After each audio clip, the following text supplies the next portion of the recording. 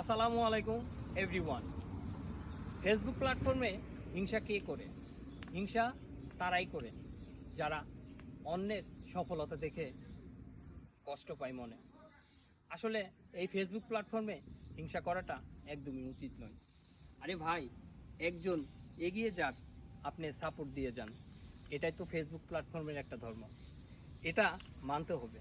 Facebook প্ল্যাটফর্মে তারাই শুধু হিংসা করে যারা সফলতা কখনোই আনতে পারে না বা অর্জন করতে পারে না। সফলতা অর্জন করতে গেলে কঠোর পরিশ্রম আর সময় দিতে হয়, আর কঠোর পরিশ্রমের মাধ্যমেই আপনি সফলতার দ্বার প্রান্তে পৌঁছে যেতে পারেন। সফলতা এমনই একটা জিনিস, সবার ভাগ্যে জুটে না।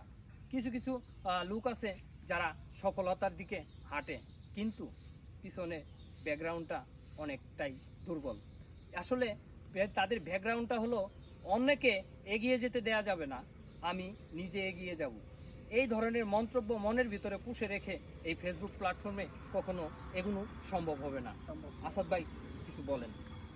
হিংসা দিয়ে ফেসবুক প্ল্যাটফর্মটাকে জয় করা যায় না।